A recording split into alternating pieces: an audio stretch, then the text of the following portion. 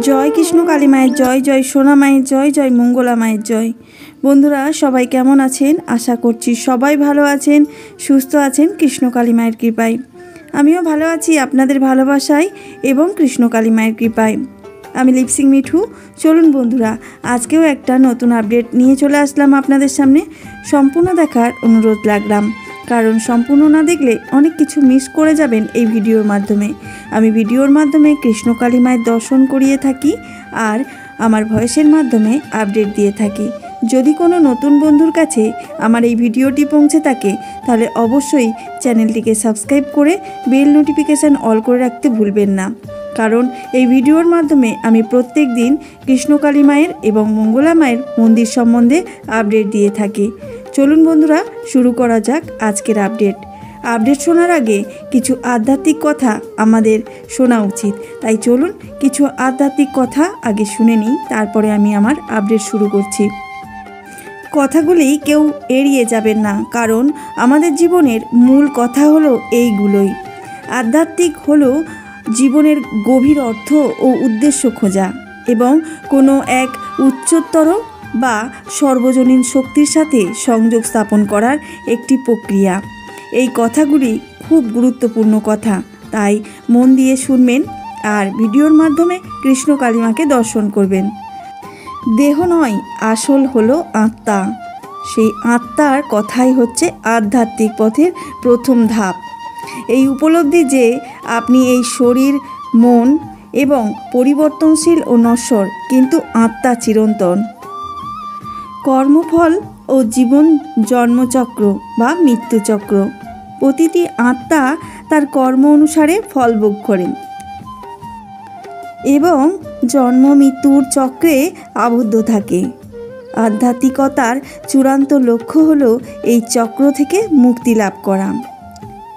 সমস্ত জীবজগতের এবং বস্তুর মধ্যে একই ব্রহ্ম বা পরমাত্মার শক্তি বিরাজমান। আমরা কেউ চোখে দেখতে পাই না, কিন্তু তিনি আছেন। পরমাত্মা সবার শরীরে বিরাজমান। এই একত্বের উপলব্ধি হলো প্রেমের ভক্তি।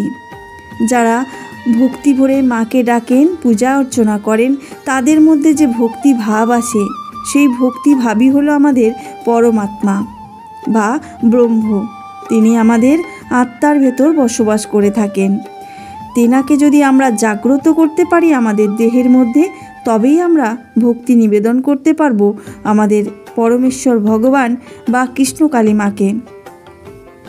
যিনি যেভাবেই পুজো করে থাকুন না কেন, যতই ফুল চড়ান না কেন, যতই ভোগ নিবেদন করুন না কেন, মনে ভক্তি আর পরমাত্মাকে যদি না আমরা জাগাইয়ে তুলতে পারি, তাহলে আমাদের পূজার অর্পণ সবই বৃথা যাবে। তাই মনে ভক্তিভাব এবং পরমাত্মাকে জাগানোর দরকার, তবেই না আমাদের পুজো গ্রহণ করবেন আমাদের ভগবান। কর্মযোগ মানে আমরা যে কর্মটা করছি, সেই কর্মের আমরা যে আশা করছি, সেটা কিভাবে আমরা আশা করতে পারি। ফলের আশা না করে কেবল কর্তব্য কর্ম করে যাওয়া, কর্মকে পূজা বা সেবার মনোভাব নিয়ে করা। যে কাজটা আমরা করছি সেটা আমাদের মনের ভিতর আকাঙ্ক্ষা বা আশা নিয়ে করলে হবে না। সবসময় মনে রাখতে হবে কর্তব্য করতে হবে আমাদের কর্মকে। কর্ম করাই হলো আমাদের কর্তব্য। জ্ঞানযোগ হলো শাস্ত্র অধ্যয়ন, বিচার ও ধ্যানের মাধ্যমে আত্মা ও ব্রহ্মের স্বরূপ সঠিক ঠিকানা বা জ্ঞান অর্জন করা যায়। জ্ঞানযোগের মাধ্যমে ভক্তিযোগ হলো প্রেম নিষ্ঠার সাথে ঈশ্বরের প্রতি সম্পূর্ণ আত্মসমর্পণ করা। যদি আমি ভগবানকে প্রেম এবং নিষ্ঠার সাথে ডেকে থাকি, তবেই আমরা ভগবানকে পাব।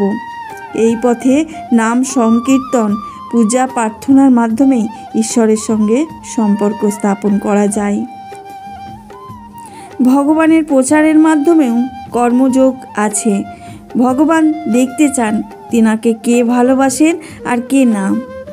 তিনি নানাবিধি পরীক্ষা করেন ভক্তদের সাথে। যদি আপনি উত্তীর্ণ হতে পারেন সেই পরীক্ষায়, তবেই আপনি ভগবানের কৃপা লাভ করতে পারবেন। ধ্যান যোগেও ভগবানের কৃপা পাওয়া যায় বা ভগবানের দর্শন পেয়েছেনও অনেক ধ্যানী যোগীরা যারা ধ্যান করে মনকে শান্ত করে এক নির্দিষ্ট শ্বাসের ওপর স্থির করে সমস্ত মন প্রাণ সঁপে দেন ভগবানের উদ্দেশ্যে। এটি ভেতরের শক্তি ও নীরবতাকে জানার মূল চাবিকাঠি। ধ্যানযোগ হলো এমন একটা চাবিকাঠি যেটা হলো আমরা ভেতর থেকে শ্বাস রুদ্ধ করে ভগবানকে নিবেদন করেছি আমার শরীর মন যা কিছু, সেই হলো আমাদের মূল চাবিকাঠি। অহংকার বিনাশ করতে হবে আমাদের শরীর থেকে। আমি করছি বা আমি শ্রেষ্ঠ এই ভাবনাকে ত্যাগ করতে হবে। আধ্যাত্মিক বিকাশের পথে অহংকার হলো সবচেয়ে বড় বাধা।